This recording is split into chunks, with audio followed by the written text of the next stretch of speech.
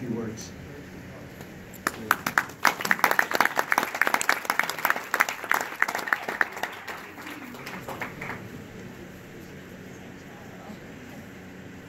Good evening, everyone. Evening. Before I start, I'd like to recognize Harley and Leela for their continuous generosity to our synagogue and our community. This memorial service would not be possible without your kindness and constant compassion.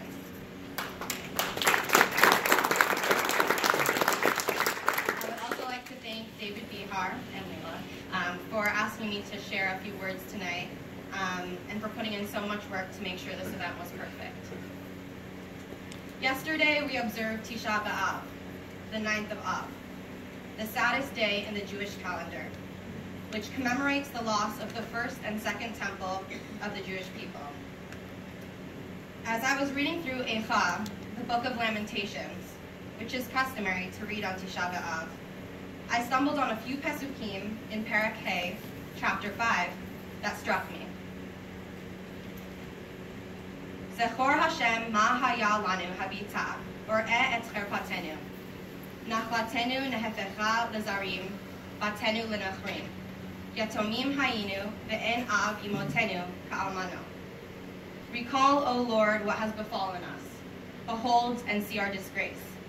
Our heritage has been turned over to strangers, our houses to aliens. We have become orphans and fatherless. Our mothers are like widows.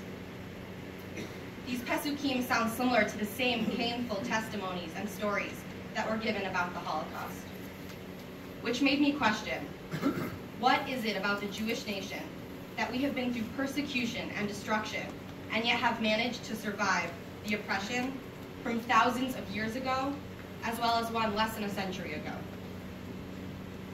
In Mark Twain's words, what is the secret of the Jews' immortality? When searching for my answer, I remembered a story that has always resonated with me. It was one my grandfather, Joseph Hasson, Alev HaShalom, used to tell about his experience in the Holocaust. One cold night, my grandfather and his friend were freezing. It was wintertime and they didn't have any blankets or enough clothes to keep themselves warm. The harsh colds kept them from falling asleep and forced them to realize that if they didn't find a way to gain more warmth, they were going to die. They agreed that the best way to achieve any heat is if they held each other while they slept. The next morning, my grandfather awoke to find that his friend was lying dead in his arms. This story is a testament to the brotherhood and selflessness which has allowed our nation to survive, live, and prosper for thousands of years. We will literally and figuratively wrap our hands around each other to allow our nation to continue. I truly believe that the reason why our Jewish nation has survived through all of the persecution is because at the core of our religion is our community. I believe that moments like tonight, where we gather as a community to remember and honor the martyrs who died in the Holocaust, as well as those who survived, are what allow us to recenter and reprioritize the difference we must make in our community, in the Jewish nation, and in the world at large. So realistically, how does that play out in our lives? It doesn't have to be big, grandiose actions. It could be as simple as welcoming a new congregant with a warm smile, or reconnecting with an old family or friend that we haven't spoken with recently. It's about speaking out when we feel that injustice is happening and we see unfairness in the world. We, as the Jewish people, are a light unto the nations, but we must also represent that light to each other.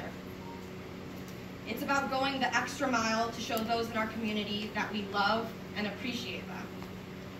We should find ways to actively give back to our community, because we are stronger when we continue to give to each other physically, emotionally, and spiritually. So as we move forward from this very special evening, we must definitely honor and learn from the past, the stories, the memories, the tragedy, and the pain of the Holocaust. But that knowledge and those emotions are only as good as the vigor and passion it infuses in us to continue inspiring and changing ourselves and the future of the Jewish nation.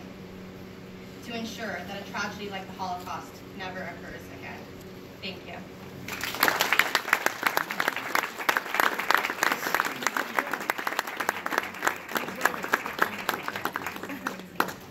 Thank you. Fantastic. That's my student. It's not that I want to talk again. It's just I want to give you a proper introduction.